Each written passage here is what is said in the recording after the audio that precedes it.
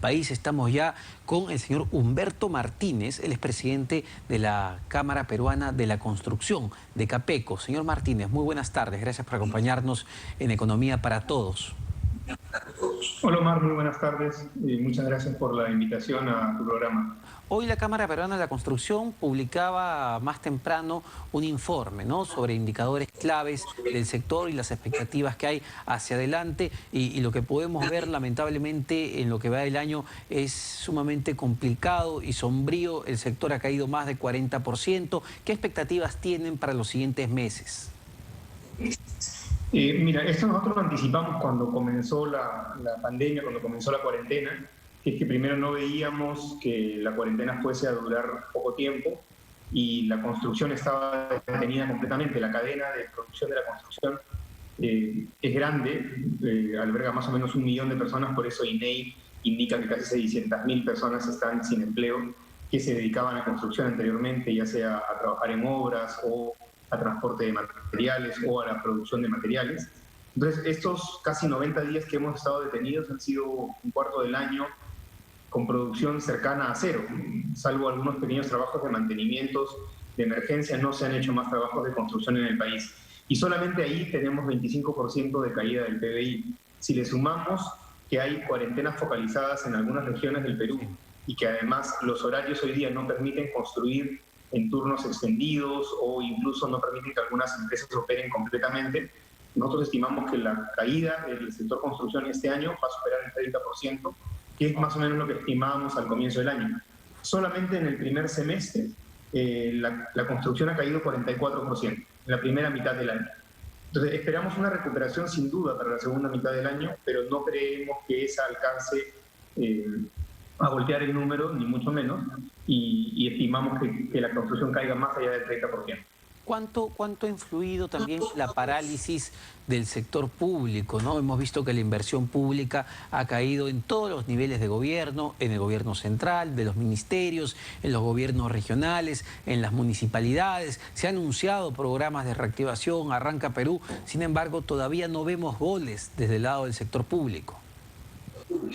Sí, es muy difícil que el sector público logre activarse, y eso lo hemos también cuestionado porque primero son más de 1.900 entidades que contratan. El país tiene 1.900 distritos, tiene una cantidad importante de provincias y de regiones, y todo el dinero está transfiriéndose a demasiadas entidades contratantes. A eso tienes que tener en cuenta que muchas de esas están en cuarentena, y en muchos otros casos, aún cuando no estén en cuarentena, las poblaciones de algunos distritos del Perú no están permitiendo que ingresen trabajadores de otras regiones. Tal vez con mucha razón, porque entienden que no tienen capacidad para, por ejemplo, resolver un contagio comunitario. Claro. Entonces, todo eso está generando que haya muchísimos atrasos en las inversiones públicas del interior del Perú.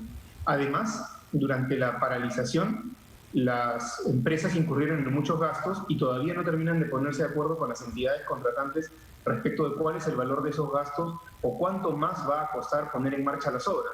Porque ahora recuerda que hay una serie de protocolos que todas las constructoras están cumpliendo, todas las empresas de construcción cumplen, y esos protocolos tienen un mayor costo. Ese mayor costo normalmente es trasladado a la entidad contratante, porque es una disposición del Estado, pero todavía no se terminan de poner de acuerdo en muchos casos. Entonces no vemos mayor avance hasta ahora en las obras públicas, y por más que quisiéramos que los programas que está impulsando el Estado funcionen, la verdad es que no los vemos con tanto optimismo. Por ejemplo, las grandes obras, ¿no?, de infraestructura, los megaproyectos, tantas veces anunciados hace tantos años, línea 2 del metro, que ayer veía el ministro de Transportes y Comunicaciones, la ampliación del aeropuerto del Callao, el aeropuerto de Chinchero, esos megaproyectos que esperábamos nos saquen justamente del hoyo, ¿tampoco están avanzando? Algunos de ellos ya estaban avanzando y algunos están en proceso de contratación, así que esperamos que en la segunda mitad de este año se inicien. Pero el problema de confiar únicamente en los megaproyectos es que gran parte de la inversión se puede quedar atracada a medio año. Recuerda que, por ejemplo, la ampliación del aeropuerto Jorge Chávez estuvo contratada el año pasado, se cayó el contrato y se ha vuelto a contratar, y eso se ha retrasado más o menos un año. Entonces, por eso es que nosotros desde la Cámara instamos a los distintos ministerios a que fortalezcan las inversiones en distintos niveles y en distintos tamaños de proyectos, ¿no?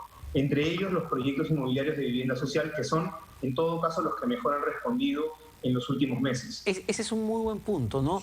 ¿Dónde está puesto la esperanza y la expectativa justamente de revertir siquiera en algo esta fuerte caída de la primera mitad del año? Y pensaba en esos programas sociales, en esos bonos del buen pagador para incentivar la compra de viviendas, techo propio.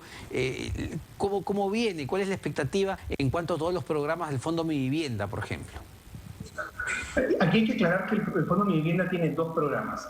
Tiene dos vehículos, ¿no? Uno que es el que financia a través del sistema financiero viviendas con un subsidio a las familias, y estos son los programas de techo propio, vivienda nueva y de Mi Vivienda y Mi Vivienda Verde. Y luego hay unos programas que son los de mejoramiento del hogar o de sitio propio, que básicamente ayudan a que las familias que ya tienen un lote tengan una construcción en ese lugar. Les dan un bono y con ese bono se contrata una entidad técnica que construye una casa.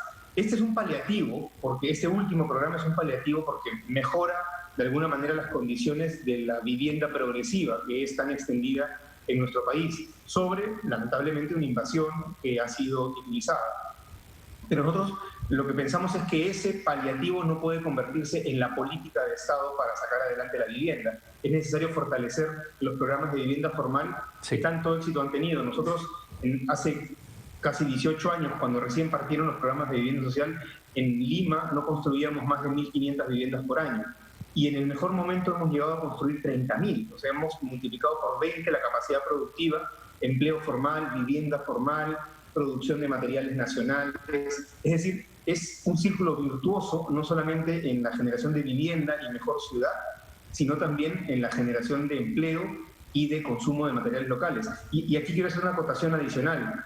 En el Perú siempre se habla de que va a venir un sismo grande en Lima y que va a matar 50.000 personas porque nuestra ciudad está mal hecha. Esta pandemia ya mató 50.000 personas. Y hasta que no llegue la vacuna, con pena sabemos que va a seguir matando gente.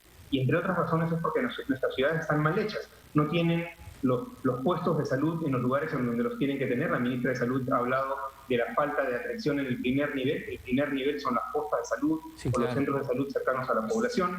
Entonces, eso obedece a una mala planificación de nuestra ciudad y una muy mala ejecución de la ciudad. Y señor Martínez, ese es un muy buen punto, ¿no? Esta situación de emergencia, de crisis económica en la que estamos inmersos todavía, ha generado o podría generar que aumente la informalidad en el sector construcción, que aumenten las invasiones, por ejemplo, de terrenos, puede generar desórdenes también en este sector.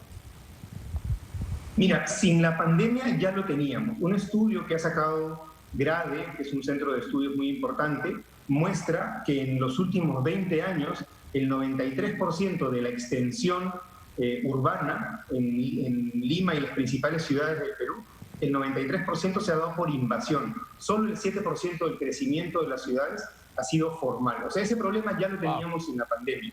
Más bien, la pandemia lo que nos está mostrando es que eso estuvo muy mal. Y hoy día lo que sí tiene el gobierno es la posibilidad de voltear esa política para poder incorporar suelo público o suelo de comunidades campesinas, o en general el suelo que rodea las ciudades, incorporarlo al mercado formal y poderle entregar lotes a las familias. Sale mucho más barato regalarle un lote a una familia que ir y poner agua en un cerro donde cuesta 60.000 soles cada punto de agua, por ejemplo en La Rinconada, y ese proyecto que va a hacer Sedapal para llevar agua hasta allá. Sale muchísimo más barato ayudar a que las empresas que lotizan puedan vender lotes que las familias luego puedan construir. Y sale mucho más barato poder subsidiar a las familias que compran viviendas terminadas, casas o departamentos que hace la industria formal. Entonces, los constructores peruanos, vamos desde los pequeños constructores o autoconstructores hasta las grandes empresas. Es una cadena enorme que tiene 1 millón de personas y que lo que necesita es apoyo del gobierno para que en sus distintas instancias, ya sea desde la autoconstrucción hasta la gran obra, estén de alguna manera soportadas por el gobierno para poder tener mejores ciudades y mejores viviendas para la gente. Una última pregunta, señor Martínez. ¿Cuántas empresas del sector construcción han quebrado debido a la pandemia? Y entiendo que ustedes han hecho una serie de recomendaciones justamente en el informe que han presentado el día de hoy al gobierno para incentivar o reanimar a este sector clave de la economía. Mira, todavía no tenemos una estadística de cuántas empresas han quebrado. Es bien difícil determinarlo porque el sector es muy amplio. Hay 27.000 empresas constructoras operando, hay 270.000 empresas inscritas en los códigos SIU de SUNAT que tienen que ver con construcción. El sector es demasiado grande como para poder determinar cuántas empresas han quebrado. Y además es demasiado pronto porque, entre otras cosas, hemos estado guardados en casa, sí, la mayoría de personas, y luego muchas empresas han recibido los préstamos de reactiva, lo cual les ha ayudado a seguir operando. Tal vez hacia el comienzo del próximo año podamos ver los efectos de esta crisis, que esperamos en verdad no sean muy profundos porque el país tiene las herramientas para poderlo sacar adelante. Hemos propuesto, entre otras cosas, por ejemplo, una línea de financiamiento para que los proyectos de vivienda social no se detengan. Hoy día hay muchas familias que han perdido el empleo, donde uno de los miembros ha perdido el empleo, o que han visto reducidos sus ingresos. Entonces, si nosotros esperamos a que estas personas compren, es imposible porque no lo van a hacer, los bancos no le van a dar un crédito hipotecario a una persona que no tiene empleo, pero las viviendas no se tienen que dejar de construir. Lo que podemos hacer es seguir construyendo las viviendas, seguir dándole movimiento al sector, y cuando el próximo año la economía se haya recuperado, porque todos esperamos que se recupere, las familias puedan comprar su vivienda y la vivienda esté terminada. Si no se hace eso, lo que va a pasar es que el stock de viviendas que hay ahora terminadas o en proceso se va a ir agotando porque las ventas han seguido avanzando, y el próximo año sí vamos a tener un problema porque no va a haber stock y va a haber capacidad de compra, y eso implica incremento de precios. Perfecto. Perfecto, señor Martínez, muchas gracias. Humberto Martínez, presidente de la Cámara Peruana de la Construcción, sobre el panorama complejo que enfrenta este sector. Todos esperan una recuperación, pero en el mejor de los casos el sector va a caer alrededor del 30% este año, con el efecto que eso tiene sobre el empleo en esta actividad que, como dije, contrata a millones de trabajadores. Vamos a una pausa.